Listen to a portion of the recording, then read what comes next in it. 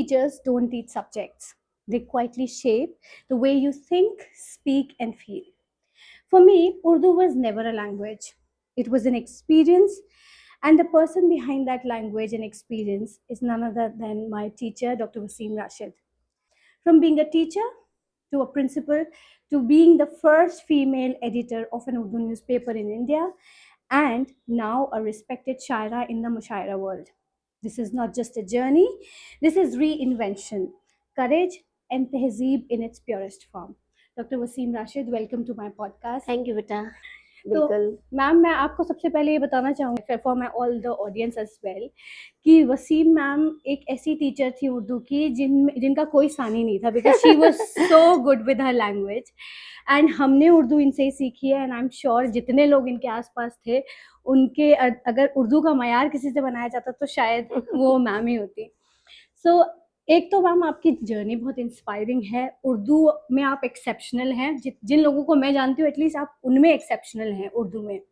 सो मैं ये जानना चाहूँगी कि क्या बचपन से इन्फ्लुएंस था आपकी उर्दू लैंग्वेज पे, घर में ही ऐसा माहौल था कि आप इतनी कर्री उर्दू लैंग्वेज जानती थी कर्री या धीरे धीरे ग्रेजुएशन, पोस्ट ग्रेजुएशन और एक्सपोजर था उसके साथ साथ ये कारवां? बहुत अच्छा सवाल किया है ना। पहली बात तो ये कि मुझे बड़ी खुशी हो रही है कि जिन बच्चों को मैंने पढ़ाया है, मेरी तो यही जीत है। आपने जिस तरीके से भी मेरा इंट्रोडक्शन कराया, मेरी तो यही जीत है। अगर बच्चे ऐसा समझते हैं और एक रोल मॉडल बनाकर चलते हैं तो एक टीचर को और क्या चाहिए इससे ज़्यादा। तो आपने जो सवाल किया वो बहुत अच्छा है। एक्चुअली मेरे घर का माहौल भी पूरा अदबी माहौल था और मेरे घर में उर्दू अखबार आता था। मेरे वालिद हाफिज़ अब्दुल वहीद ख़ां ज़ाहिर है बहुत बड़े आलिम भी थे और वो किताबें मेरे घर में भरी पड़ी थी उर्दू की, वो उनमें पढ़ते भी थे। मेरी वालदा वो भी उर्दू का अखबार बाकायदगी से पढ़ती थीं और हमारे मोहल्ले में उस वक़्त देखा जाए तो मेरी वालदा वो वाहिद शख्सियत थी जो मतलब उर्दू पढ़ती थी और न्यूज़ का जिनको पता रहता था कि क्या खबरें हैं, तो पूरे मोहल्ला मतलब पूरा मोहल्ला उनसे आके खबरें सुनता था। तो वहीं से मुझे मतलब ज़ाहिर है मेरे ख़्याल में मैं स्कूल शायद बाद में गई हूँ और मैंने उर्दू का अखबार, कुरान शरीफ तो पढ़ना हमने शुरू कर दिया था क्योंकि हमारे वक़्त में मुश्किल से 4 साल, 3 साढ़े 3 4 साल की बच्ची को कुरान शरीफ पढ़ने डाल दिया जाता था। तो वो जो बेसिक अल्फ़ाबेट्स होते हैं वो तो मैं ज़ाहिर है सीख चुकी थी। तो उसके बाद उर्दू का अखबार आता था या और किताबें, तो वो एक ज़ौक़ पैदा हो गया घर में से ही। तो ज़ाहिर है मेरे वालिदैन इस मामले में मतलब बहुत अहम शख्सियत हैं जिन्होंने उर्दू सिखाने में मेरी मदद की। और मैं अखबार पढ़ती थी ज़ोर से तो मेरी अम्मी कहती थी और ज़ोर से पढ़ो, तो कोई लफ्ज़ गलत होता था तो वो सिखा दिया करती थी। तो यूँ मैं माशाअल्लाह घर की तरबियत और उर्दू का माहौल और घर में उर्दू किताबों का बहुत बड़ा ज़ख़ीरा होना, तारीख़ी किताबों का ज़ख़ीरा होना, तो इसने मेरी बहुत मदद की उर्दू सीखने में। और फिर ज़ाहिर है फिर हम लोग गवर्नमेंट स्कूल प्रोडक्ट हैं। आप जानती हैं उस ज़माने में कोई सरकारी स्कूल ही बेस्ट होते थे। कोई मतलब इक्का-दुक्का ही कोई उसमें प्राइवेट स्कूल्स में या इंग्लिश मीडियम स्कूल्स में जाता था। तो गवर्नमेंट स्कूल में 6th क्लास से अंग्रेज़ी शुरू होती थी और उससे पहले जो आपकी मादरी ज़बान है वो सिखाई जाती थी। तो और फिर हिंदी, तो उर्दू और हिंदी हमने वहाँ से सीखी और फिर उसके बाद इंग्लिश 6th क्लास से शुरू हुई। और फिर उर्दू मीडियम, हमारा तो उर्दू मीडियम स्कूल था। तो उर्दू मीडियम स्कूल होने से ये फ़ायदा हुआ कि माशाल्लाह उर्दू पे कमांड होती चली गई। सारे सब्जेक्ट्स उर्दू में होते थे। इवन हमारा ये समझ लीजिए कि तारीख़, हिस्ट्री उर्दू में, सोशल स्टडीज़ 10th तक सोशल स्टडीज़, फिर आपके पास अलग से हिस्ट्री, सिविक्स, ज्योग्राफी, सभी कुछ, इवन फिजिक्स, केमिस्ट्री, जो सब्जेक्ट आज कोई सोच भी नहीं सकता कि उर्दू में होंगे, उस वक्त वो हम सब उर्दू में पढ़ते थे। तो बस यूँ उर्दू से अल्लाह का शुक्र है कि वाबस्तगी रही और चलता रहा ये मामला। तो ये सबसे इम्पोर्टेंट बात यही है कि घर का माहौल बहुत मैटर करता है इस चीज़ में। और मैं तो पुरानी दिल्ली की बिल्कुल मतलब तंगो तारीख गली से निकलकर अल्लाह ने आज जो भी मकाम दिया वहाँ से आई हूँ और बस वहीं से सफ़र शुरू होता है। और सफ़र की कोई इंतहा तो आप जानती हैं होती नहीं है, इब्तिदा होती है जी। उसके बाद आदमी बस समझ लीजिए कब्र तक सीखता ही रहता है, ये बात है जी। जी। तो बड़ी इंटरेस्टिंग सी आपने स्टोरी सुनाई अपनी चाइल्डहुड की, एंड आई एग्री कि जैसा-जैसा बच्चे का एक्सपोज़र बिल्कुल, होता है, बिल्कुल वैसी-वैसी उसकी ज़बान और उसका बिल्कुल। लहज़ा और वो सब वो वहाँ से पिक करता है। बट मैं एक चीज़ आपको और बताऊँगी जो मेरी ऑब्ज़र्वेशन है, जो मैंने आपको एज़ अ टीचर देखा शुरुआत में, and the way you used to speak और आपकी जो आर्टिकुलेशन है, मुझे लगता है कि आप मीना कुमारी से बड़ा इंस्पायर्ड हैं क्योंकि उनकी उर्दू भी माशाल्लाह बहुत अच्छी थी, and the way she used to speak आपके लहजे में और आपकी बात करने के तरीके में बहुत मुझे ऐसा लगता है कि क्या ऐसा सच में है कि आप मीना कुमारी से इंस्पायर्ड नहीं, हैं? बिल्कुल ये तो बिल्कुल ही मतलब वो गलत बात है और आज मैं पहली बार ही सुन रही हूँ। नहीं, ये और मेरी अगर ऑब्जर्वेशन है, अगर please let us know in the कभी-कभी कमेंट सेक्शन कि आपको किस-किस को लगता है कि मैम का कहने बोलने का तरीका और उनकी पर्सनैलिटी मीना कुमारी से बहुत मिलती है। चल लेकिन वैसे मैं इंस्पायर तो देखा जाए तो वालदा से अपनी हुई। फिर मेरे भाई डॉक्टर मुजीबुल इस्लाम जी। वो उर्दू के लेक्चरर थे। तो उनकी ज़बान और उनका बोलने का अंदाज़ और घर का बहुत हमारे घर में एक बात है, बड़ा सब सहज-सहज के बहुत ही सुकून से बोलते हैं। जी। हमारे घर में कोई बहुत तेज़ आवाज़ में बात नहीं करता और सबको मतलब एक अदब की जो दुनिया है, एक अदब की जो ज़बान है, एक अदबी लहज़ा जो है या यूँ कह लीजिए कि एक अदब की जो ज़मीन है, वो घर ही होता है। देखिए, जी। आदमी जो सीखता है वो घर से ही सीखता है। तो मैंने अपनी वालदा से, अपने भाई डॉक्टर मुजीबुल इस्लाम से और फिर उसके बाद मेरी टीचर्स उर्दू की, जी। सभी से सीखा। हाँ, एक बात ज़रूर है कि पुरानी दिल्ली में मैंने देखा कि ज़्यादातर उस वक़्त जब मैंने जॉइन किया था कॉलेज में, ज़ाहिर है मैं कॉलेज में ही थी। हुँ। जब मैंने जॉइन किया है उस वक़्त मैंने ग्रेजुएशन भी नहीं किया था। अच्छा। जब मैंने न्यू होराइज़न जॉइन किया था एज़ अ टीचर, तो तब मेरा पोस्ट ग्रेजुएशन भी नहीं हुआ था, मेरा बीएड अच्छा। भी कंप्लीट नहीं हुआ था। लेकिन चूँकि मैं कॉलेज में बहुत एक्टिव थी हुँ। और बहुत प्रोग्राम्स करती थी, हमारा आदाब करके हमारा फेस्टिवल होता था, अच्छा। उसमें हम डिफरेंट-डिफरेंट प्रोग्राम्स में डिबेटर बहुत अच्छी थी, जी। डिबेट्स करती थी, उर्दू में डिबेट्स करती थी, बैतबाज़ी जी। कॉम्पिटिशन्स बहुत करती थी, ग़ज़ल रेसिटेशन, ग़ज़ल के प्रोग्राम्स, फिर एंकरिंग। जी। ज़्यादातर जो मेरा रहता था मतलब पता नहीं क्या बात है ना, जैसे माइक देखकर मुझे कुछ हो जाता है। अच्छा। मतलब माइक देखती हूँ तो मुझे लगता है बस बोल लूँ मैं। जी। तो फिर आपने देखा होगा पूरे टाइम स्कूल में भी मैं वो जी। प्रोग्राम एक्टिविटी इंचार्ज रही और 1-2 साल नहीं 19 इयर्स मैं वहाँ एक्टिविटी इंचार्ज रही और मैंने लगातार वहाँ प्रोग्राम्स कराए और एंकरिंग भी करती रहती थी। जी। और 2-2 दिन हम लोग फेट कर रहे हैं, ये कर रहे हैं, वो सब जो हमारा ये कार्निवल वगैरह जो जी। आज आप लोग कहते हैं, तो वो हम लोग सब करते थे और अनाउंसमेंट होता रहता था। तो बस ये इसी तरीके से आगे जी। ज़िंदगी बढ़ती चली गई। हाँ, स्कूल का मामला ये है कि मुझे ऐसा लगता था कि पुरानी दिल्ली से जो बच्चे आते थे, हुँ। उनकी थोड़ी ज़बान में फ़र्क होता था। वो एक कारख़ानदारी लहज़ा जो हुँ। होता था, मैं, ऐसा, हुँ। कैसे, वैसा, राइट, ये वो जो चीज़ एक से जी, डायलेक्ट जी, है। जी, एक डायलेक्ट है। उससे मुझे बहुत एलर्जी थी, बहुत एलर्जी। मतलब मुझे इतनी कभी-कभी झिंझलाहट होती थी, मेरा बस चलता था कि मैं इनको जैसे उंडेल दूँ कि नहीं, ये ऐसे नहीं, ऐसे बोला जाएगा। तो वो जो एक इरिटेशन होता था कि नहीं, जी। पुरानी दिल्ली के हो तो क्या है यार, कम से कम ज़बान तो सही बोलो। अब आज तो मैं बच्चों से बोल देती हूँ, आज मैं अल्हम्दुलिल्लाह मीडिया क्लासेस लेती हूँ आपकी जी। दुआ से। तो मैं अपने मीडिया स्टूडेंट से कहती हूँ कि जाओ यूट्यूब पर देखो, उर्दू का मतलब पूरा देखो कि किस तरीके से क्या फ़ॉन्ट है उसका, कैसे बोलते हैं, क्या प्रोनाउंसिएशन होती है, जी। क्या तलफ़्फ़ुज़ कैसे सही होता है। बट उस वक़्त तो ये तमाम नहीं चीज़ें था। नहीं थी। उस वक़्त तो मतलब हमें क्या करते थे, ना इंटरनेट था, ना टीवी था, ना रेडियो था। जी। मतलब अगर टीवी भी था तो वो चंद प्रोग्राम्स, तो कहाँ से सीखते हम? तो उसका एक बेहतरीन तरीक़ा किताबें थी। जी। और फिर हम लोगों ने उस ज़माने में बचपन में खूब जासूसी नॉवेल भी पढ़े जी। और उस मतलब किराए पे ला-ला के नॉवेल हाँ, हाँ, पढ़ते हाँ, थे। हाँ। तो इस तरीके से उर्दू अपने आप अल्लाह का शुक्र है बेहतर होती गई। स्कूल में बच्चों को मैंने बहुत कोशिश की कि मैं जब भी मैं कॉम्पिटिशन्स में हुँ। लेके जाती थी, तो मैं हमेशा यही कोशिश करती थी कि बच्चों का तलफ़्फ़ुज़ बेहतर हो। जी। तो अल्हम्दुलिल्लाह पहले साल ही जब मैंने जॉइन किया था तो उस वक़्त भी तकरीबन 20-22 इनाम मिले बच्चों को। जी। मैंने बहुत ईमानदारी से, बहुत ही दिल से अपने स्टूडेंट्स के लिए मेहनत की, कोशिश की, जी। उनका तलफ़्फ़ुज़ ठीक हो, उनको अच्छी ज़बान दे सकूँ, उनको पढ़ाने में इंटरेस्ट पैदा हो। गज़लें पढ़ाती थी। जी। आप तो जानती हैं 9, 10, 11, 12 होती थी, सीनियर सेकेंडरी, उसमें मीर, मोमिन, फैज़, फिराक, जज़्बी, मजरू और क्या नाम है, कैफ़ी आज़मी जी। और मतलब गज़ल के जितने शोरा हुआ करते थे, वो सारे पढ़ाती थी मैं। तो मेरी कोशिश ये रहती थी कि बच्चों को उसमें इंटरेस्ट पैदा हो। तो वो स्कूल में जैसे हमारा कॉलेज था ज़ाकिर हुसैन कॉलेज, उसमें एक पेड़ हुआ करता था, उसे हम शजरे तमन्ना कहते थे। अच्छा। तो मैंने स्कूल में भी एक शजरे तमन्ना बना लिया।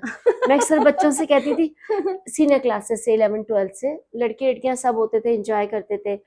वैसे भी उनकी एज थी, जी। उनको वो इश्क, महबूब और आशिक वो बड़ा जी। मज़ा आता वो था एज उसमें, होती है एज ऐसी। होती है वो ऐसी। तो मैं उनसे कहती थी चलो आज शजरे तमन्ना के नीचे बैठ के पढ़ेंगे। बड़ा इंटरेस्ट आता था उनको उसमें। मुझे अच्छा लगता है। जी। बच्चे अगर इतनी आपको इज़्ज़त देते हैं, इतना एहतराम करते हैं, आपको एक रोल मॉडल बनाते हैं, तो अच्छा लगता है। मतलब जी। ज़ाहिर है जी। एक लगता है कि आप कामयाब हैं अपनी ज़िंदगी में। जी। बहुत बढ़िया बातें आपने बताई अपनी जर्नी की, आपकी टीचिंग टाइम की। और जो आपने एक चीज़ कही कि आपने माइक जो उस टाइम थामा तो आज तक आपने वो छोड़ा नहीं। जी, तो बिल्कुल। अब हम टच करते हैं आपकी करियर जर्नी पे, जो कि जी। बहुत ही इंस्पायरिंग है। जो मैं सबको बताना चाहूँगी that she started as an Urdu teacher, जिसमें वो अमेज़िंग थी। She was a senior teacher, she was leading in the school seniority position पे। Then she went on to become a principal. उसके बाद आपने वो सब छोड़ के जर्नलिज़्म स्टार्ट किया। जी। जर्नलिज्म में she became the first female editor of an Urdu newspaper in India, जो कि अपने आप में एक बहुत बड़ी अचीवमेंट है, जो कि आपने इतने ज़माने पहले अचीव किया था। एंड उसके बाद आप फिर आई मुशायरा वर्ल्ड में एज़ अ शायरा। So I would like to understand कि आपकी ये जो जर्नी है, ये आपने कुछ प्लान करी थी, या जैसे-जैसे अपॉर्च्युनिटीज़ आती गईं, आप उनको ग्रैब करती गईं, या कैसी थी ये जर्नी? मैंने ऐसा कुछ प्लान नहीं किया था। हुँ। जैसे-जैसे ज़िंदगी सामने आती गई और जैसे-जैसे अपॉर्च्युनिटीज़ मिलती गईं, मैं उनको लेती चली गई। हाँ, एक बात ज़रूर है, जब मैं स्कूल में थी, ज़ाहिर है बहुत यंग थी उस वक़्त, बहुत ही एनर्जेटिक थी, बहुत जी। एक मतलब हौसला था। फिर उस वक़्त क्या होता था, जब मैं पढ़ाती थी या स्कूल का पूरा टाइम, तो मैं सोचती थी कि पढ़ाना तो बिल्कुल ऐसे जैसे कि खाना खा लिया आपने। जी। मतलब मुझे जैसे अक्सर आज भी फीमेल कहती हैं, हम नौकरी करते हैं भाई, हम कैसे करें, हुँ। हम क्या करें, हम बच्चे कैसे पालें, हम ये कैसे करें, सुबह से शाम नौकरी में हो जाती है। या टीचर्स कहती हैं भाई हम आके बहुत थक जाते हैं, हाँ। हमसे फिर घर का कोई काम नहीं होता। तो मुझे उस वक्त ऐसा लगता था कि टीचिंग करना ये तो मेरा जिंदगी का हिस्सा है, अलग से मैंने क्या किया, हुँ। अलग से तो मैंने कुछ नहीं किया। गई पढ़ाया, आ गई, गई पढ़ाई, तो बिल्कुल ऐसे हो जैसे मैंने खाना खाया सो गई। हुँ। तो उसके लिए फिर मैंने एक तरीका निकाला कि मैं टीवी प्रोग्राम्स करने लगी, रेडियो प्रोग्राम्स करने लगी। उस वक़्त मैं बज़्म प्रोग्राम बहुत करती थी और बज़्म प्रोग्राम की मैं उनकी अनाउंसर भी थी। बहुत प्रोग्राम किए, ईटीवी का मैंने एक प्रोग्राम किया लज़्ज़त प्रोग्राम, हाँ। उसके 500-700 एपिसोड्स किए। वो अच्छा। सारे मैंने टीचिंग के साथ-साथ किए। सारा-सारा दिन हम लोग, वो जब छुट्टी वाला दिन होता था, संडे को या मान लीजिए कोई और छुट्टी आ जी। गई, पूरा-पूरा दिन हम लोगों ने वो प्रोग्राम्स हम लोग शूट करते थे। तो ये चीज़ें मुझे यहाँ से मेरे अंदर ये शौक पैदा हुआ कि मुझे मतलब एंकरिंग के साथ-साथ मुझे और बात प्रोग्राम्स भी भी करनी करना चाहिए। फिर मुझे लगा कि अखबार में भी लिखना चाहिए, तो मैं आर्टिकल्स भी लिखने लगी। हमारे घर में भी कौमी आवाज़ आता था उस वक़्त, नशेमन आता था, ब्लिट्स आते थे, मतलब ये सारे वो वाले अखबार थे जिनसे हम सीखते थे, हुँ। उर्दू भी सीखते थे और हमें पता भी होता था। जी। तकरीबन 20 साल मैं स्कूल में जी। पढ़ाती रही, सीनियर टीचर रही, हेड ऑफ़ द डिपार्टमेंट रही, एक्टिविटी इंचार्ज रही। लेकिन इसके साथ-साथ मुझे बस ये था कि टीचिंग के बाद मतलब एज़ अ टीचर अब क्या? जी। क्योंकि शुरू से मुझे ऐसा लगता था कि मेरे बस पर लग जाएँ और मैं कहीं उड़ जाऊँ। तो मतलब वो एक शुरू से मेरे अंदर जी, एक जी, वो जी। चीज़ थी। तो मुझे लगा कि टीचिंग का अंत क्या है? बहुत से हुँ। बहुत आप प्रिंसिपल हो जाएँगे। फिर जी। मैं प्रिंसिपल भी हो गई, मैंने प्रिंसिपलशिप के लिए अप्लाई किया तो मैं प्रिंसिपल हो गई। हुँ। फिर मैंने सोचा कि अब क्या? फिर मुझे पता नहीं क्यों एक मतलब छोटा-सा हादसा हुआ मेरे साथ कि मैं प्रिंसिपल होकर गई, तो फिर वहाँ पर मेरे साथ कुछ एक हादसा हुआ ऐसा कि फिर उसने मेरा बिल्कुल दिलो-दिमाग बदल दिया। हुँ। और मुझे उस वक़्त, मैं आज नहीं कहती ये बात, उस वक़्त मुझे लगा कि ये बड़ी थैंकलेस सी जॉब है। मतलब टीचिंग मुझे लगा कि बड़ी थैंकलेस जॉब है। उस वक्त मुझे मतलब चूंकि मेरे साथ ये हादसा हुआ था, तो उस वक्त मुझे ये एहसास हुआ कि नहीं, मैं टीचिंग के लिए नहीं बनी हूँ और मैं जर्नलिज्म के लिए बनी हूँ। जी। तो मैंने अल्हम्दुलिल्लाह सहारा ज्वाइन किया और सहारा में मैं सीनियर प्रोड्यूसर हो गई माशाल्लाह। चूँकि मैं एंकरिंग करती थी, मैं न्यूज़ भी पढ़ चुकी थी, मैंने एज़ अ कैजुअल अनाउंसर भी काम किया था। तो अल्हम्दुलिल्लाह सहारा वाले चैनल शुरू कर रहे थे, आलमी सहारा जी। उर्दू। तो मुझे उन्होंने एडिटर साहब जो थे अज़ीज़ बरनी साहब, उन्होंने मुझे बुलाया जी। और कहा कि मैम आप इसे ज्वाइन कीजिए और हमें आपकी जैसा एक टैलेंट चाहिए। अब जो उनको टैलेंट लगा होगा तो उन्होंने कहा ज्वाइन कीजिए। मैंने ज्वाइन किया और फिर वहाँ से मेरा एक जर्नलिज्म का सफ़र शुरू हुआ। वहाँ पे मैंने तकरीबन 6-7 साल काम किया और उसके बाद ये हुआ कि चौथी दुनिया के एडिटर संतोष भारतीय जी, वो मुझे डिफरेंट डिफरेंट प्रोग्राम्स में देखते रहते थे, सुनते रहते थे।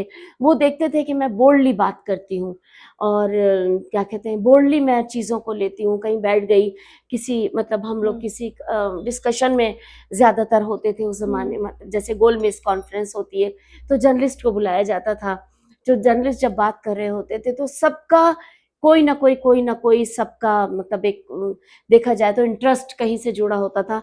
तो मैं एक अकेली थी जिसका कोई इंटरेस्ट नहीं था क्योंकि अल्हम्दुलिल्लाह मेरे वालिद हाफिज अब्दुल वहीद खां, उनका कहना था कि बेटे हलाल रोजी खाना। मेरी वालदा ने भी हलाल रोजी की तरकीब दी, मेरा हाफिजों का ख़ानदान।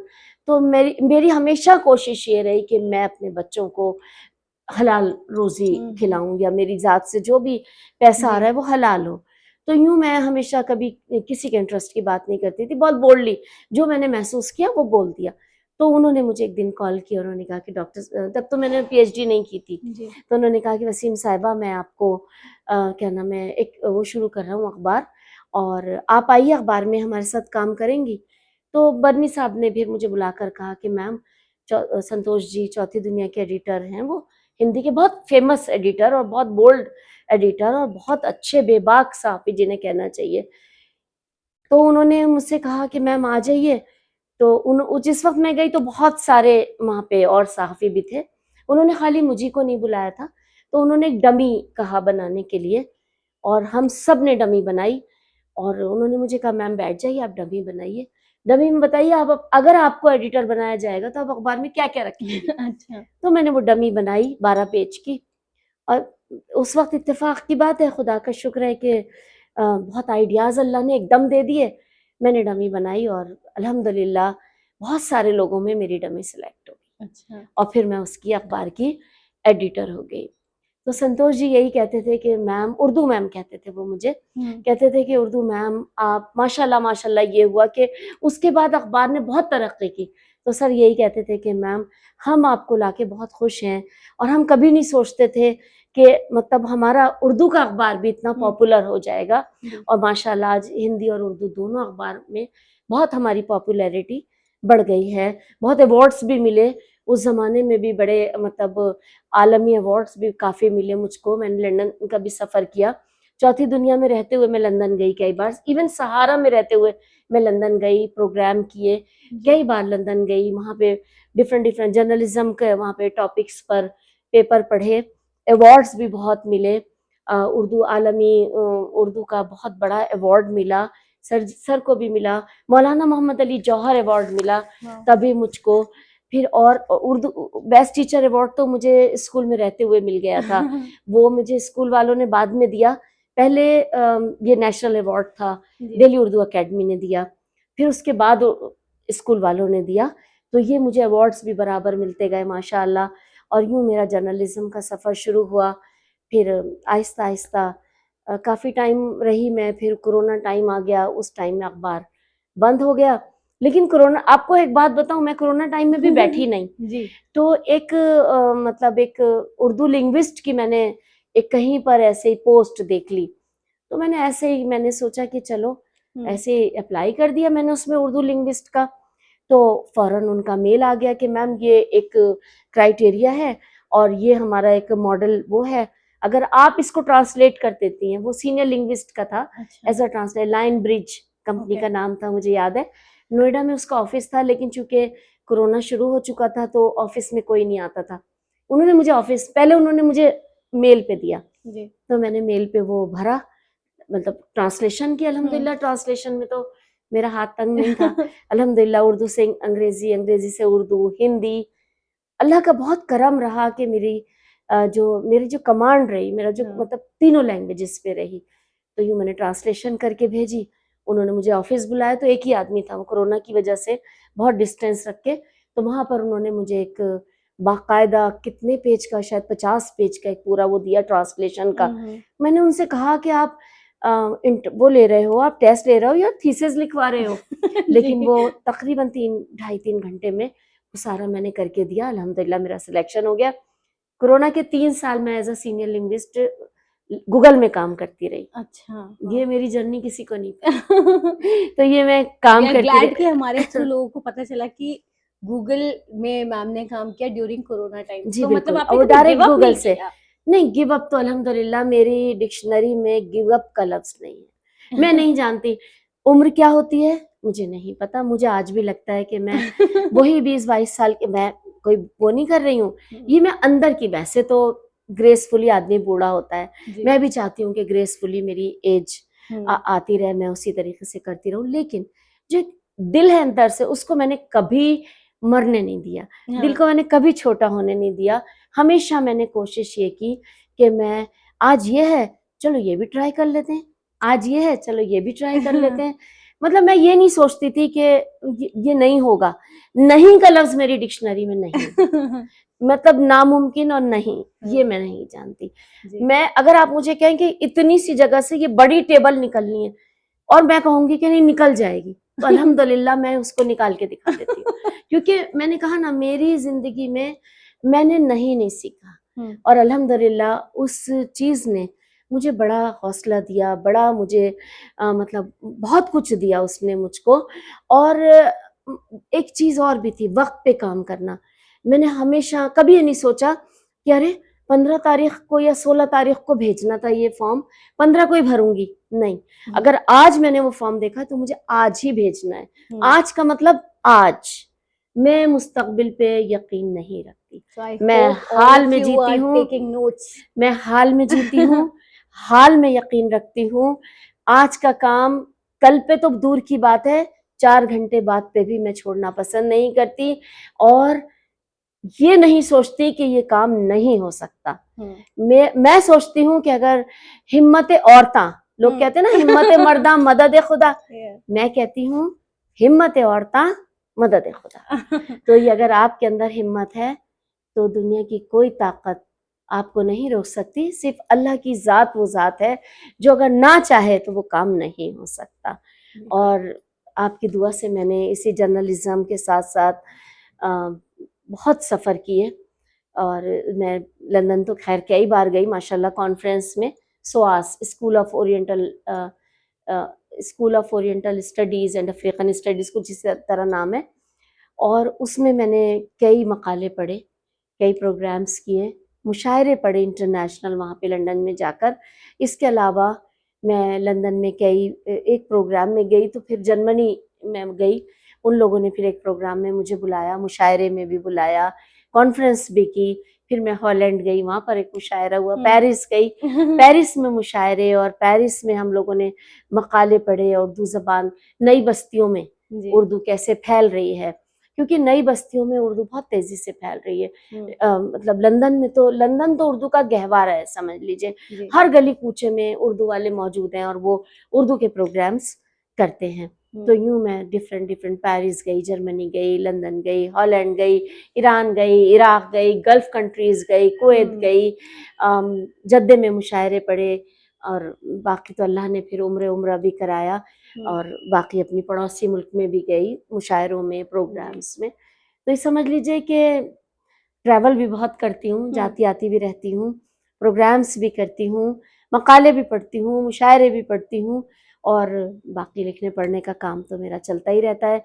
एक किताब सर सैयद के मुखालिफिन पर मेरी पीएचडी है, और वो बहुत ही टफ समझ लीजिए सब्जेक्ट था।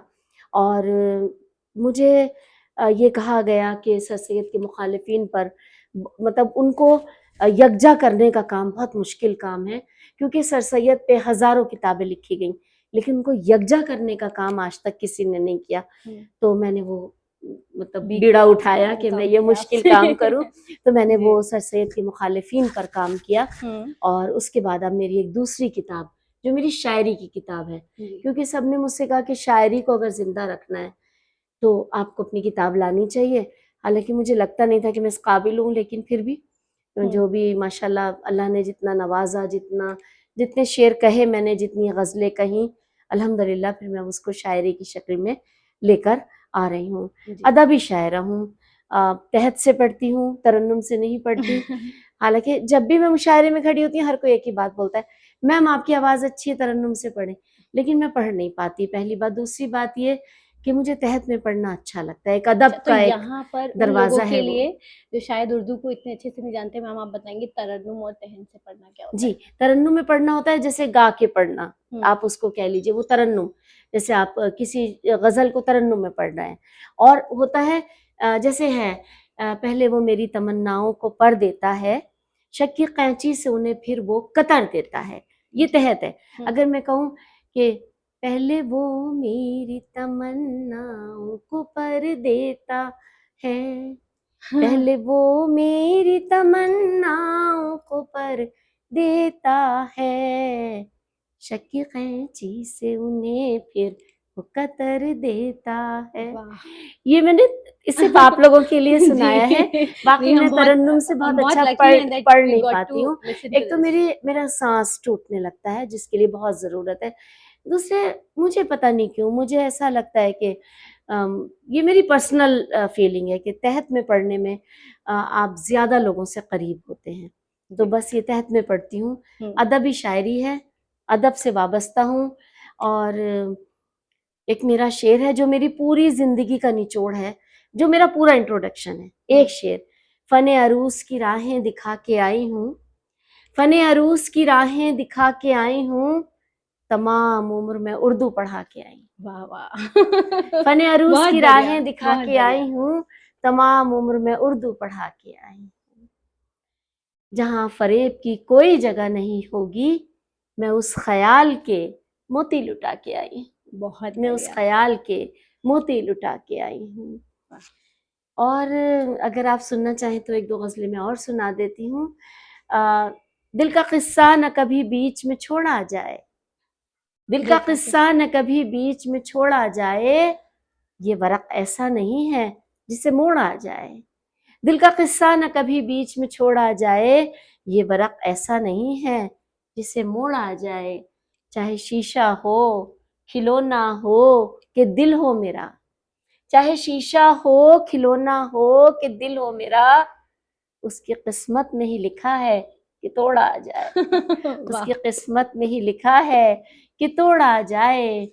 शेर समाप्त कीजिए कि अपनी दहलीज से हटवा दिए पत्थर उसने, अपनी दहलीज से हटवा दिए पत्थर उसने, मैं परेशान हूँ कि सर अब कहाँ फोड़ा जाए। अपनी दहलीज बहुत से बढ़िया। हटवा दिए पत्थर उसने, मैं परेशान हूँ कि सर अब कहाँ फोड़ा जाए। और एक शेर सुनिए और आप भी साथ ले जाइए अपने, और आप सब भी साथ ले जाइए कि बाद में जोड़ेंगे हम टूटे हुए जामो सुबह, बाद में जोड़ेंगे हम टूटे हुए जामो सुबह, पहले टूटे हुए हर रिश्ते को जोड़ा जाए। वाह। पहले बाद में जोड़ेंगे हम टूटे हुए जामो सुबह, पहले टूटे हुए हर रिश्ते को जोड़ा जाए। वंडरफुल। और एक मेरी गज़ल, उसका मक्ते ने इतनी पहचान बनाई मेरी चारों तरफ। आज जब भी मैं कहीं जाती हूँ, मैं मुझसे पहले वो लोग मेरा वो मक्ता सुनाते थे और कहते मैम ये वाली गज़ल सुनाइए, मैं आपको भी सुनाती हूँ। मतलब यूं है कि घर से वो दुश्मन की खबर जब भी बुरी मिलती है, इंसान की नफ्सियात है, घर से दुश्मन की खबर जब भी बुरी मिलती है, दिल बड़ा लाखों लोगों को खुशी मिलती है। दिल बड़ा लाखों लोगों को खुशी मिलती है, लेकिन देखिए क्या होता है ना, लहलहाती हैं मोहब्बत की सुनहरी फसलें, लहलहाती हैं मोहब्बत की सुनहरी फसलें, दिल की धरती को अगर थोड़ी नमी मिलती है, अरे वाह! दिल की धरती को अगर थोड़ी नमी मिलती है, उंगलियां खुद से तेरा नाम लिखा करती हैं, उंगलियां खुद से तेरा नाम लिखा करती हैं, जिस जगह पर भी उन्हें गर्द जमी मिलती है। बहुत बढ़िया। उंगलियां खुद से तेरा नाम लिखा करती हैं, जिस जगह पर भी उन्हें गर्द जमी मिलती है। मेरे मिजाज का शेर कि खाकसारी के लिए शाहों के घर मत जाओ, खाकसारी के लिए शाहों के घर मत जाओ, ये वो दौलत है जो रास्ते में पड़ी मिलती है। बहुत और वो बढ़िया। शेर जिसके लिए पूरी गजल कही कि मायके जाऊं, तुम्हारे लिए भी ये शेर, मायके जाऊं तो अब तक मेरी चौखट पे वसीम, मायके जाऊं तो अब तक मेरी चौखट पे वसीम, मेरी ही शक्ल की एक लड़की खड़ी मिलती है, बहुत बढ़िया। मेरी ही शक्ल की एक लड़की खड़ी मिलती है, मायके जाऊं तो अब तक मेरी चौखट पे वसीम। तो वो जो लड़की आपको खड़ी मिलती है चौखट पे, जी, आज की जो डॉक्टर वसीम राशिद हैं उसको क्या कहना चाहेंगे? आज की वसीम राशिद को भी यही कहना चाहिए कि न वो कहानी न अब दास्तान बाकी है। मायका तो नहीं, मायका तो खत्म नहीं होता, लेकिन वो घर, वो दरो दीवार, वो माँ बाप, ये आज की वसीम ने कहा है कि न वो कहानी न अब दास्तान बाकी है, बस एक जख्म का दिल पर निशान बाकी है। और इसीलिए चले आते हैं उसके कूचे में, माँ बाप के कूचे में जाते हैं, घर तो ऐसे नहीं है सब, लेकिन जी। इसीलिए चले आते हैं उसके कूचे में, वो चाहता है हमें, ये गुमान बाकी है। और न कोई आस न उम्मीद तेरे आने की, जी। कोई आस उम्मीद तो है नहीं ना माँ बाप के आने की, हम्म। न कोई आस न उम्मीद तेरे आने की, ना जाने किस लिए आंखों में जान बाकी है, ना जाने किस लिए आंखों में जान बाकी है।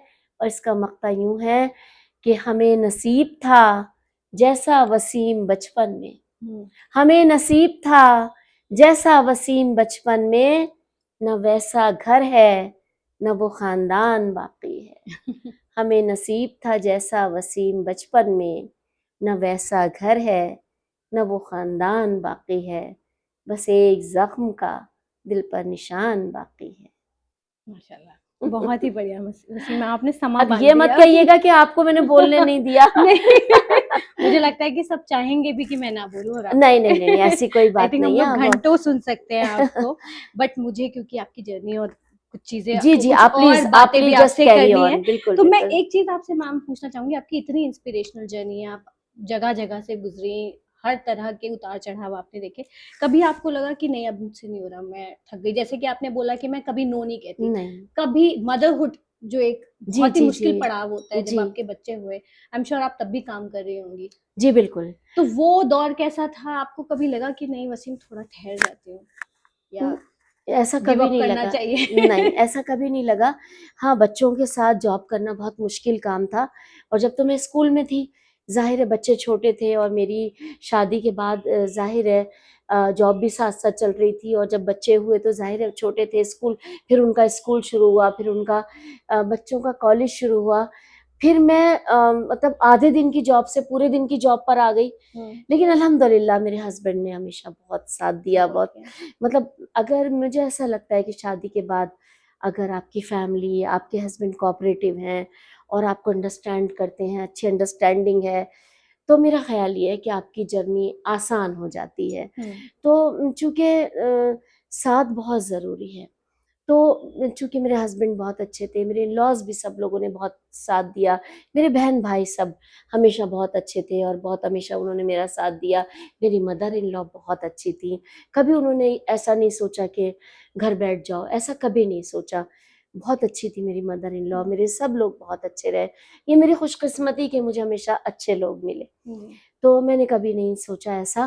फिर यूनिवर्सिटी, मतलब फिर ऐसा हुआ कि अब ज़ाहिर है उम्र के इस स्टेज पे आते-आते बच्चे जवान हुए। फिर जब बच्चे बड़े हो गए तो फिर मैंने मतलब वो स्कूल की नौकरी छोड़कर 9 टू 5 की जॉब की, और 9 टू 5 की जॉब भी मेरी बहुत साल रही। उस वक्त मेरी बेटी कॉलेज में थी और बेटे मतलब पढ़ रहे थे। तो बेटे यूनिवर्सिटी में थे, बेटी कॉलेज में थी, लेकिन उसके साथ साथ मेरे बेटे जॉब भी में भी शुरू कर दी थी। तो फिर मुझे लगा कि अब मुझे इतनी ज़्यादा मतलब उसकी ज़रूरत नहीं है। लेकिन एक बात मेरे साथ थी, मैंने घर कभी नहीं छोड़ा। मेरे घर में सब कहते थे कि तुम ऑफिस में रह के भी घर में ही रहती हो, मतलब घर में क्या पकना है, क्या होना है, घर में कैसे होना है। जो भी मेरे घर में बच्ची होती थी, मेड होती थी, वो हमेशा फोन पे मैं उससे राब्ते में रहती थी, ये पका लो, ये पका लो, ये पका लो, ऐसे कर लो, वैसे कर लो। घर साफ सुथरा रहना चाहिए, हर चीज नीट एंड क्लीन। घर मैंने कभी नहीं छोड़ा, क्योंकि मेरा ये मानना है कि आप घर के, बच्चों की और मतलब फैमिली की कॉस्ट पे कोई काम नहीं करेंगे। मैंने कभी भी अपनी जिंदगी में, और ये मैं आप लोगों को भी कहती हूँ, जो बच्चियां, जो लड़कियां, और जैसे मेरी हिना है, ये स्टूडेंट मेरी, और मेरे जितने भी तमाम बच्चे हैं, मैं उनसे यही कहूंगी, फैमिली की कॉस्ट पे कोई काम नहीं। बच्चे हैं, बच्चों को पूरा टाइम दीजिए, नौकरी कीजिए, लेकिन नौकरी को भी नौकरी की तरह से कीजिए। अगर ऑफिस में है तो प्रायोरिटी आपका काम है, घर में है तो प्रायोरिटी आपकी फैमिली और बच्चे हैं। तो इसलिए कभी भी ये मत सोचिए कि नहीं हम बच्चे कहीं भी पल जाएं, को नहीं, बच्चों को पूरा टाइम दीजिए। मैंने अपने बच्चों की एजुकेशन पे पूरी तवज्जो दी और अल्हम्दुलिल्लाह बच्चे, अल्लाह का बहुत करम है, आज माशाल्लाह बच्चे बहुत अच्छे से सेटल्ड हैं और ज़िंदगी बहुत आसान है। और आज भी मैं माशाल्लाह पढ़ा रही हूँ। मैं ओपन स्कूल की उर्दू की क्लासेस लेती हूँ मैं जी। मेरी क्लास होती है, हफ्ते में 2 क्लासेस होती है, मैं पढ़ाती हूँ माशाल्लाह। और मुशायरे तो मेरे चलते ही रहते हैं, पेपर प्रेजेंटेशन रहता है, डिफरेंट मैं आज भी कुछ भी काम करती रहती हूँ। टीवी प्रोग्राम्स बहुत रहते हैं, निज़ामत, अब तो मैं मुशायरों की निज़ामत भी बहुत करने लगी हूँ। तो मुशायरों की होस्टिंग, यस, मुशायरों की निज़ामत भी बहुत रहती है मेरे ज़िम्मे। तो मैं मतलब अभी भी बिजी रहती हूँ। मुझे ऐसा लगता है कि अभी भी मेरे पैरों में पहिए बंधे हुए हैं, बस दौड़ती चली जाऊँ, दौड़ती चली जाऊँ। मतलब मैं अब सिर्फ ये कहना चाहती हूँ कि रुकना नहीं है। मुझे पता है इकबाल की वो एक नज्म थी, डरते डरते दमे सहर से, तारे कहने लगे कमर से, नजारे रहे वही फलक पर, हम थक भी गए चमक चमक कर, काम अपना है सुबह शाम चलना, चलना चलना मुदम चलना, खत्म कभी होगा ये सफर क्या, मंजिल कभी आएगी नजर क्या। कहने लगा, ये जवाब है चांद से, जो सितारों ने सवाल किया तो उसने जवाब, कहने लगा चांद है हम नशीनो, ए मिज़र शब के खोशा चीनो, जुम्बिश से है जिंदगी जहाँ की, ये रस्म कदीम है यहाँ की, चलने वाले निकल गए हैं जो ठहरे जरा कुचल गए हैं। तो मेरी जिंदगी सिर्फ इस एक नज्म पर से इबारत है कि चलने वाले निकल गए हैं जो ठहरे जरा कुचल गए। मैं अपने बच्चों को भी यही बात कहती थी कि वक्त किसी का साथ नहीं देता, वक्त की कदर करो, वक्त जो काम जिस वक्त होना है उस वक्त वो काम करो। मैंने अपनी जिंदगी का भी वही उसूल बना रखा है और अल्हम्दुलिल्लाह अल्लाह का शुक्र है, एहसान है, मैं कभी लेट नहीं होती कहीं, मैं वक्त पे पहुंचती हूँ। लोग 12 बजे बुलाते हैं, मैं घर से 10 बजे निकल जाती हूँ, मैं 11:15 बजे पहुंच जाती हूँ। कई बार तो ऐसा होता है ना सदर आते हैं, ना मुशायरे वाले लोग आते हैं, ना कोई आता है, बस। लेकिन मैं अपने वक्त की पाबंद, मैं अपनी वो मुझे स्कूल टीचिंग ने सिखाया जी। वक्त की पाबंदी स्कूल टीचिंग ने सिखाई। बहुत बढ़िया। अच्छा मैम, एक चीज जो मैं आपसे पूछना चाहूंगी कि आपने जर्नलिज्म में कदम रखा, आप अब मुशायरा वर्ल्ड में हैं जी। सो दोनों ही मेल डोमिनेटेड सोसाइटी, दोनों ही मेल डोमिनेटेड इंडस्ट्रीज हैं। कभी आपको पुशबैक मिला या आपको लगा कि चैलेंजिंग है बहुत ज्यादा, या आपके मेल काउंटर पार्ट्स ने आपको कभी कभी कोशिश की पीछे हटाने की, ऐसा कभी हुआ आपके साथ? पता है ना, आपने एक ऐसा सवाल किया है कि या तो आप मुझे रुला देंगी और ये वो सवाल है जो आज तक मुझसे किसी ने नहीं किया।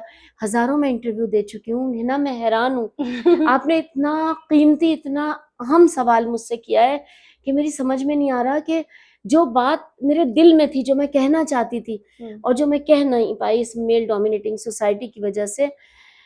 रास्ते तो बनाने पड़ते हैं और एज अ फीमेल लोग आपको तरह तरह से एक्सप्लॉइट भी करते हैं और लोग आपसे बहुत कुछ उम्मीदें भी रखते हैं।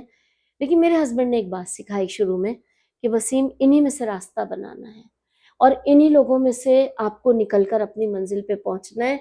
ये लोग बहुत सारी उम्मीदें लेकर आप तक आएंगे, लेकिन इनको कैसे टैकल करना है, एक तो आपको ये आना चाहिए, दूसरी बात ये कि इसी में से आपको रास्ता निकाल कर आगे बढ़ना है। लेकिन जो आपने सवाल किया, हाँ बहुत ज्यादा मैंने ये डिस्क्रिमिनेशन बहुत फेस किया है, इतना फेस किया है कि अगर मैं बताने बैठ जाऊं तो है ना कम से कम आपके 5 घंटे लग जाएंगे और मुझे आप रुला भी देंगी। क्योंकि एज अ जर्नलिस्ट मैं अकेली फीमेल उर्दू में, मैं नूरजहां सरवत थी पहले, वो भी रेजिडेंट एडिटर थी, वो भी बहुत बड़ा नाम है, और उर्दू में उर्दू सहाफ़ी भी हैं, फरत आपा हैं एक हमारी, वो भी उर्दू की, लेकिन एज एन एडिटर जो उर्दू की बाकायदा पूरी तरीके से फुल फ्लेजेड जिसे कहते हैं एडिटर होना, वो अल्लाह ने मुझे एजाज दिया था। तो ये समझ लीजिए कि उर्दू वर्ल्ड में एक भूचाल आ गया।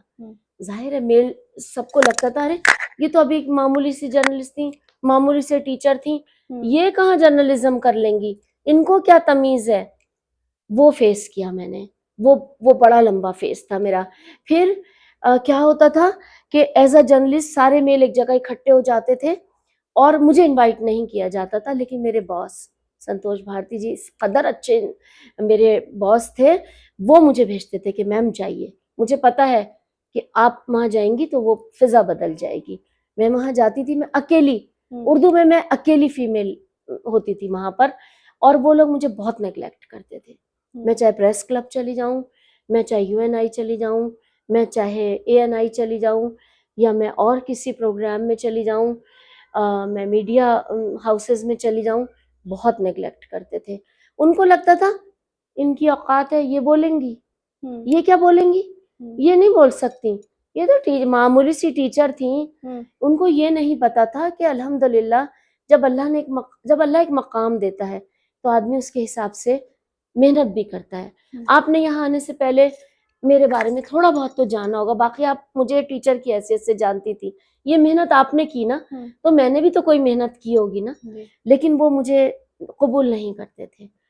पार्टीज होती थी, सब होती थी, मुझे बहुत बहुत फेस करना पड़ा ये, और उस इतना ज्यादा फेस करना पड़ा कि उस एक लम्हे में चाहती थी कि मैं गिव अप कर दूं, लेकिन मुझे हौसला दिया संतोष भारतीय जी ने, मुझे हौसला दिया मेरे शौहर ने, मुझे हौसला दिया मेरे बच्चों ने, इन सब ने कहा कि नहीं तुम्हें इसी में से निकलना है। मेरे बॉस कहते थे नहीं, आप अकेली फीमेल हैं, आप झांसी की रानी हैं जी। और उन्होंने मुझे झांसी की रानी लक्ष्मीबाई अवार्ड दिलवाया एक जगह से। अच्छा। ये कह कर के हमारे आप झांसी की रानी का अवार्ड किसे दे रहे हैं, आप मेरी एडिटर को देखिए, मेरी एडिटर को दीजिए आप।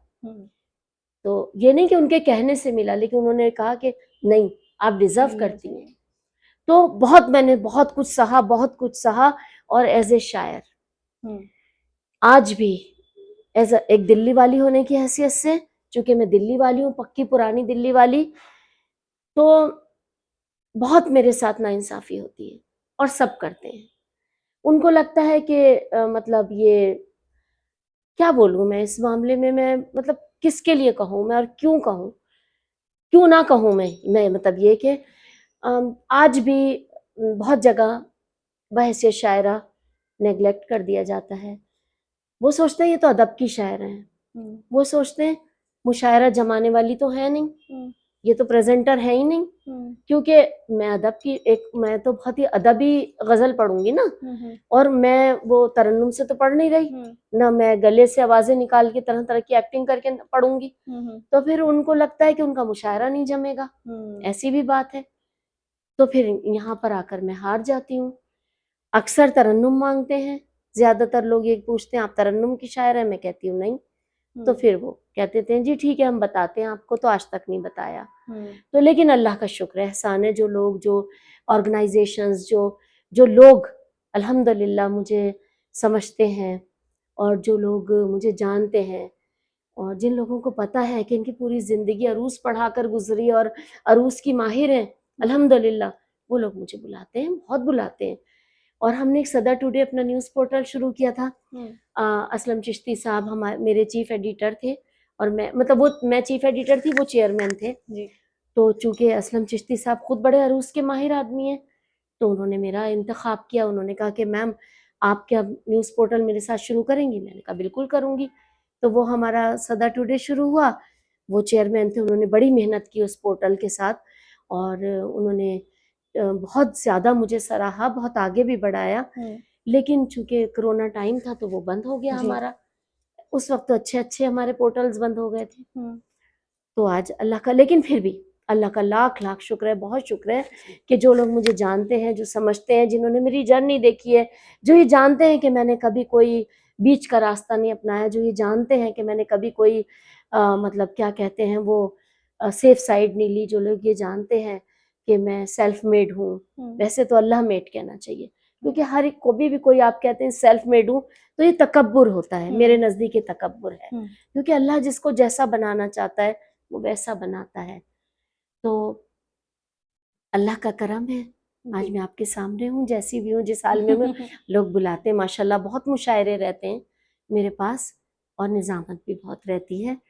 अभी 11 तारीख को हमारा एक मुशायरा है लखनऊ में, और उससे पहले ओमान में एक मुशायरा था, लेकिन अब चूँकि हालात ख़राब हैं तो वो मुशायरा भी पोस्टपोन्ड हुआ है। और अभी फतेहपुर सीकरी में एक मुशायरा था जो, तो इस तरीके से चलता रहता है, सफ़र है।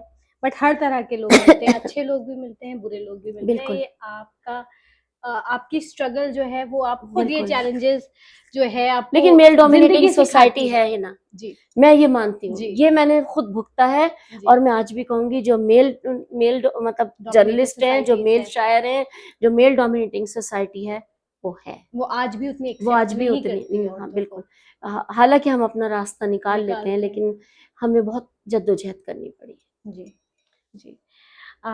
अच्छा, अब थोड़ा सा हम फन करते हैं, बहुत गहरी बातें हो गई आज।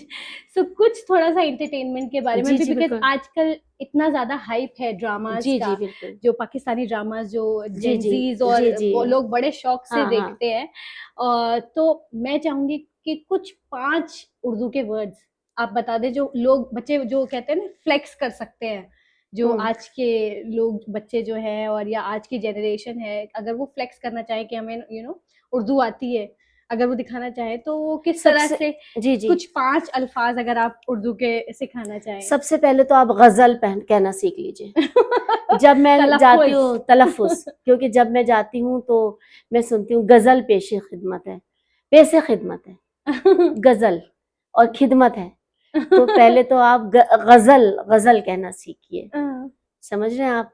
अखबार कहना सीखिए, अखबार नहीं अखबार, खबर खबर खबर अखबार और गजल, ठीक है।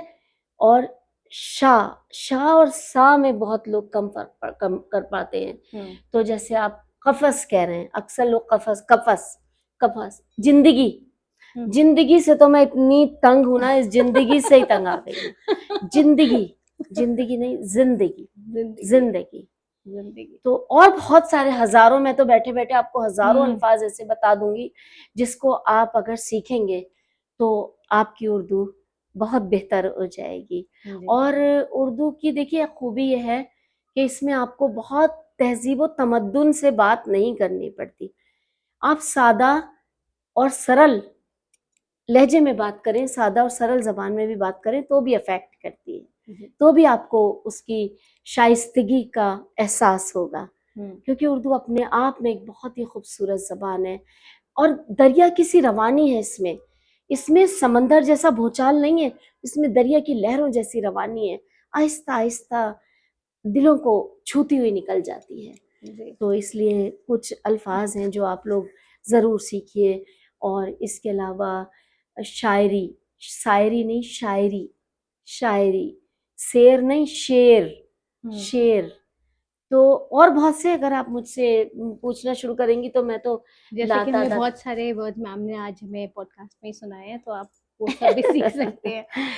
अच्छा, बहुत बढ़िया। खुशी, लोग कहते हैं मैम आपसे मिलकर बड़ी खुशी हुई, खुशी हुई। मैं कहती हूँ जी मुझे भी बड़ी खुशी हुई आपसे मिलकर। मैम जमाना बड़ा खराब है, तो मैं कहती हूँ जी जी जमाना बहुत खराब, लेकिन एक तो उर्दू, ऊपर से आप टीचर, तो फिर आप कैसे बर्दाश्त करेंगी? मेरे बच्चे ये कहते हैं मैम मम्मा हर जगह आप टीचर बन जाती है, मम्मा की टीचिंग हर जगह शुरू हो जाती है। बहुत बढ़िया। अच्छा मैम, एक चीज़ मैं आपसे और पूछना चाहूँगी, जैसे कि हमने मेल डोमिनेटेड सोसाइटी के बारे में बात किया, मुशायरा वर्ल्ड, जी। बॉलीवुड में भी जो लिरिसिस्ट हैं आज की हम्म डेट में, अगर आप देखें तो बहुत ही कम है, जैसे कि कौसर मुनीर हैं या हम्म अन्विता दत्त हैं, बट बहुत नाम नहीं है। ऐसा क्यों है? या शायरा भी इंडिया में बहुत नहीं है? शायर तो बहुत बतेरे हैं लेकिन शायरा नहीं है, ऐसा क्यों है? मैं बताऊँ इसकी वजह ये है कि वो आपको एक पैरामीटर वो दे देते हैं आपको ना, म्यूजिक का एक वो पूरा वो दे देते हैं स्केल के इस, नाम हाँ, पे। स्केल पे पूरा। और फिर वो चाहते हैं, मैंने किया हुआ है ना, हम्म। मुझसे किसी ने गाने लिखवाए थे, तो वो चाहते हैं कि आप वो शायरी करें जो उनके स्केल, उनके पैमाने और उनकी सिचुएशन पे घटिया तरीन शायरी हो। लेकिन एक अच्छा शायर, एक अदब का शायर उतनी वैसी शायरी नहीं कर सकता। दूसरी बात ये, वो चाहते हैं बहर, काफिया, रदीफ, तलमी, तशबी, इस्तिआरा, ये सब क्या है? उनको नहीं, उनको इससे कोई मतलब नहीं है। एक शेर मशरिक जा रहा है, दूसरा मगरिब जा रहा है, उनको बंद चाहिए, और वो बंद भी ऐसा चाहिए जो बिल्कुल मतलब बहर काफिया रदीफ से। लेकिन अगर कोई शायर शेर कहेगा या गाना भी लिखेगा तो कहीं ना कहीं बहर काफिया होगा। एक लड़की को देखा तो ऐसा लगा जैसे खिलता गुलाब, जैसे शायर का ख्वाब जैसे खिलता, मतलब ये देखिए तशबीहात का देखिए कितना खूबसूरत इस्तेमाल है। या जावेद अख्तर हैं, गुलजार साहब हैं, इनकी शायरी जब आप सुनेंगी तो इनके गाने भी आपको लगेंगे कि हाँ अदब के पैमाने पर पूरे उतरते हैं। लेकिन हर एक को नहीं चाहिए ये अदब का पैमाना, फिल्मों में नहीं चलता। उनको वही पैमाना चाहिए जो जिसपे लोग शर्ट उतार कर और घुमा कर और दाद दे सकें। उनको वही पैमाना चाहिए जिसमें हॉल में लोग खड़े होकर सीटियां बजा सकें। उनको वही शायरी चाहिए जिसमें लोग मतलब खड़े होकर तालियां बजा सकें। उनको वही चाहिए। शायद एंटरटेनमेंट एंटरटेनमेंट एंड एंटरटेनमेंट। जी। बहुत तो बातें तो हमारे पास बहुत हैं, बट क्योंकि अब हमारे पास टाइम कॉन्स्टेंट भी है, तो मैम एक दो क्वेश्चन जो लास्ट के हैं। जी जी बताइए। तो एक तो मैं ये पूछना चाहूंगी, आपको शायरी में कौन इंस्पायर करता है, या लाइफ में आपको आप किससे इंस्पिरेशन लेती है? मुझे तो अहमद फराज और फैज़ अहमद फैज़, फैज़ अहमद फैज़ की शायरी ने मुझे, मतलब मैं मेरे ख्याल में शायद 9th क्लास में थी, हमारे घर में माशाल्लाह पूरा फैज़ का मजमूए और फराज के मजमूए, साहिर लुधियानवी, मुझे साहिर भी बहुत पसंद है, साहिर के मजमूए हमारे यहाँ लगी रहती थी किताबें। और इसी तरीके से फिक्शन राइटर्स के भी हमारे यहाँ, कृष्ण चंद्र बेदी, मंटो, इस्मत चुगताई, सबके हमारे यहाँ सीरीज़ रहती थी। तो हम 6ठी 7वीं से ही पढ़ रहे थे ये चीज़ें। 9वीं में आके हमने फैज़ अहमद फैज़ को पढ़ा, बड़ा अच्छा लगा। उनका एक रात यूं दिल में तेरी खोई हुई याद आई, जैसे वीराने में चुपके से बाहर आ जाए, जैसे सहराओं में हौले से चले बादे नसीम, जैसे बीमार को बेवजह करार आ जाए। इन्होंने मुझे बड़ा मतलब इंस्पायर किया। फिर मैं एक इंटरव्यू देने गई, जो मेरी ज़िंदगी का पहला इंटरव्यू था, पहली जॉब का, न्यू होराइजन स्कूल, पहला इंटरव्यू, पहली जॉब, और उस वक्त मेरी ग्रेजुएशन भी नहीं हुई थी। तो उन्होंने मुझसे पूछा कि आपको कौन सा मतलब शेर अच्छा लगता है, तो मैंने फैज़ के 4 मिसरे सुनाए उनको कि मताए लौहो कलम छिन गई तो क्या गम है, मताए लौहो कलम छिन गई तो क्या गम है, कि खूने दिल में डुबोली हैं उंगलियां मैंने, और जुबां पे मोहर लगी है तो क्या के रख दी है, जुबां पे मोहर लगी है तो क्या के रख दी है, हर एक हल्क़े जंजीर में जुबां मैंने।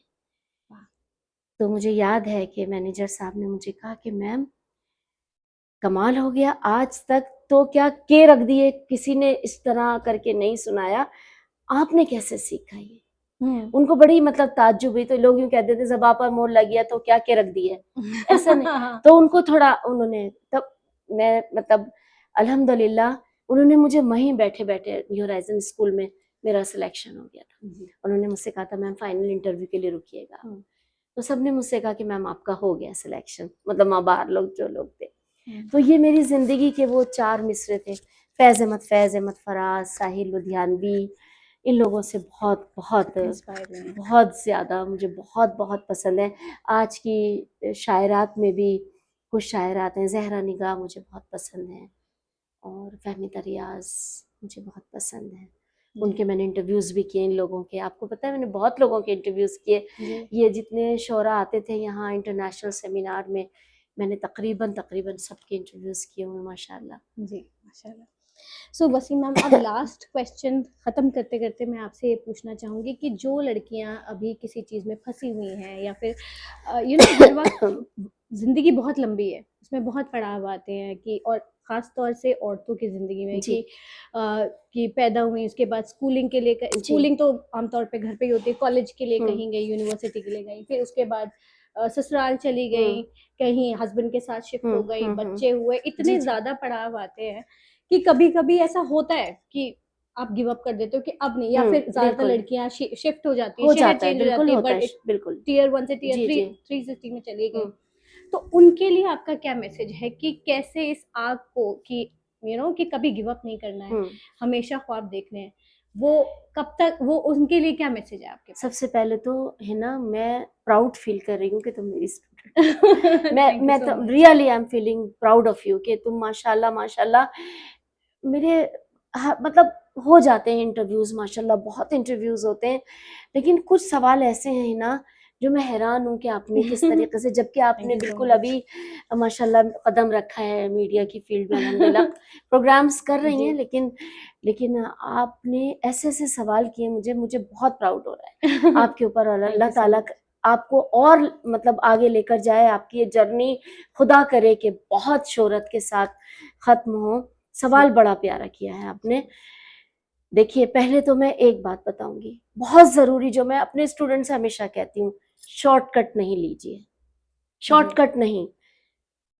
मतलब लड़की एज अ गर्ल बता रही हम्म। हूँ मैं, जब आपकी शादी नहीं हुई, आप पढ़ाई कर रही हैं, आप सीधी पढ़ाई कीजिए।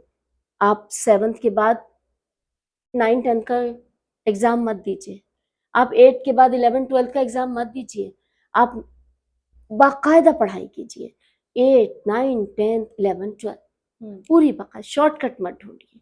उसके बाद जब आप 12th में आती हैं, तब आपको अपने ये सोचना चाहिए कि आपको क्या बनना है, हम्म। आपको क्या करना है, क्योंकि 12th 11 12 वो स्टेज है जब आपका करियर डिसाइड होता है।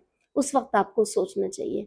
टीचिंग, अगर आप देखती हैं कि बहुत ऑर्थोडॉक्स फैमिली है, आप समझ रही हैं, हम्म। और आप आगे जा चलकर लेकिन पैरों पे जरूर खड़े होने की सोचिएगा, ये मैं बता दूं आपको। हम्म। अपनी हाथ की कमाई का मजा कुछ और है, नशा बिल्कुल है, ये बिल्कुल नशा है बिल्कुल। बिल्कुल। I agree. मैं सच बता रही हूँ आपको कि ये नशा है बिल्कुल। अल्हम्दुलिल्लाह, अल्लाह का शुक्र है, शौहर हम लोगों के खूब कमाते हैं, सब कुछ है, लेकिन जो आप अपने हाथ से कमाती हैं उसका नशा ही नहीं जाता बिल्कुल भी। हम्म। तो पहली बात तो ये, अपना करियर डिसाइड कीजिए, सोचिए आपको क्या करना है। आपको आगे बढ़कर ग्रेजुएशन करनी है, ग्रेजुएशन में आपको टीचिंग करनी है, आपको किसी और फील्ड में आना है, आपको डॉक्टर इंजीनियर बनना है, तो जाहिर है आपको फिर ग्रेजुएशन की नहीं, फिर तो आपको और दूसरे आपको वो देने पड़ेंगे, आपको एंट्रेंस। एंट्रेंसेस देने पड़ेंगे आपको, फिर आपको तो वही डिसाइड कर लीजिए। ऑर्थोडॉक्स फैमिली है, वो आपको लग रहा है कि सिर्फ टीचिंग की इजाज़त मिलेगी, और लेकिन आप कुछ बनना चाहती हैं, तो आप उनको प्यार से हैंडल कर सकती हैं, आप उनको कह सकती हैं। मान लीजिए शादी हो जाती है, आप शादी के बाद भी अगर आप चाहती हैं, बहुत मान लीजिए कि आपकी किसी लखपति करोड़पति घर में भी शादी हो, अल्लाह करे ऐसा हो, सब बच्चियों को अच्छे घर मिले, लेकिन फिर भी अपना करियर, उसको जंग मत लगने दीजिए, अपनी सलाहियतों को जंग मत लगने दीजिए, अपने लिए ज़रूर रास्ता निकालिए। ज़रूरी नहीं कि हर काम पैसे के लिए होता है, कुछ काम अपने सेटिस्फेक्शन के लिए भी होता है। मैं जर्नलिस्ट बनी, क्यों बनी?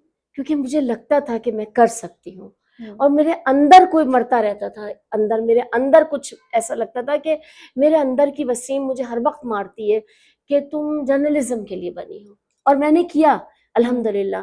फिर मुझे लगा शायरी जब मैं करने लगी, तो मुझे लगा कि नहीं, मैं शायरी करती थी, पर मुझे लगता था मेरी हैसियत क्या, मैं शायरी, लेकिन मैंने की, और फिर आज अल्हम्दुलिल्लाह अपना मुकाम बनाया। जी।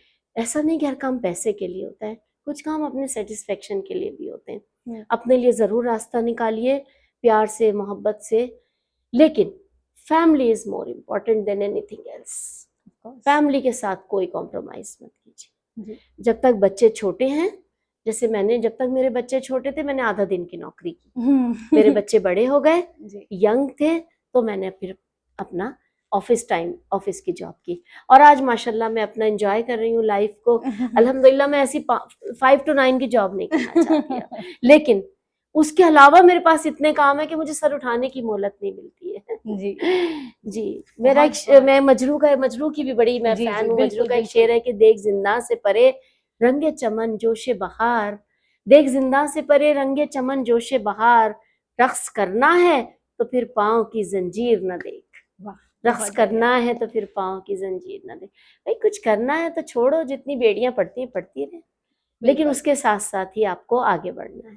Thank you so much ma'am, आज का अपना बिजी स्केड्यूल से टाइम निकालने के लिए, हमें टाइम देने के लिए, और हमारी सारी विमेन जितनी फ्रेटर्निटी है उनको इंस्पायर करने के लिए, उन सब की तरफ से मैं आपका बहुत बहुत थैंक्स करती हूँ। नहीं बेटा, आपका शुक्रिया, आपने भी बहुत टाइम दिया। फैमिली है, बच्चे हैं, जाहिर है, लेकिन आपने टाइम निकाला। माशाल्लाह माशाल्लाह, इतना कॉन्फिडेंस और इस कदर खूबसूरती से आपने अपनी बातें कही हैं, मैं थैंक यू सो हैरान हूँ। मच। मतलब मुझे सच में प्राउड हो रहा है। Thank you. मैं सच में प्राउड फील कर रही हूँ कि एक मेरी स्टूडेंट आज माशाल्लाह अल्लाह ने उसको इस मकाम पे पहुंचाया। आपको पता है, एक टीचर ही वो वाहिद हस्ती है, एक बाप और एक टीचर, जो अपने बच्चों को जब अपने से ज्यादा कामयाब देखते हैं तो खुश होते हैं। जी, बहुत मुझे भी बहुत बहुत अल्लाह का खुशी है, शुक्र। और मैं आगे आपको आपके बेहतर फ्यूचर के लिए ज़रूर दुआ दूंगी। अल्लाह करे कि आपका फ्यूचर बहुत ब्राइट हो। अल्हम्दुलिल्लाह, आप खुश रहें, तंदुरुस्ती के साथ रहें, और आप सब भी खुश रहें, तंदुरुस्ती के साथ रहें, और इंशाल्लाह फिर मुलाकात ज़रूर होगी। जी अगर मेरा ये प्रोग्राम, मेरा ये हिना ने जो हमारी इंटरव्यू लिया है, हिना ने जो पॉडकास्ट किया, ये अच्छा लगा हो तो हिना को दुआ दीजिएगा, क्योंकि और इन्होंने मुझे वसीम मैम इंस्पायर को किया। जरूर जरूर याद रखिएगा। बहुत बहुत शुक्रिया, और इंशाल्लाह फिर आपसे मुलाकात होगी। जी तब तक के लिए इजाज़त दीजिए। अल्लाह हाफिज़। Thank you so much. अल्लाह हाफिज। अल्लाह हाफिज़। Some conversations don't end, they stay with you. आज की बात एक सिर्फ जर्नी नहीं थी, ये एक दिलहानी थी कि जिंदगी में हर दौर के बाद एक नई कहानी लिखी जा सकती है। Thank you so much ma'am for not just teaching us Urdu but for teaching us how to live and inspire. Thank you बेटा, जीती रहिए, खुश रहिए। Thank you. On this note, I, Dr. Hina, sign off. Until next time, please take care and stay safe.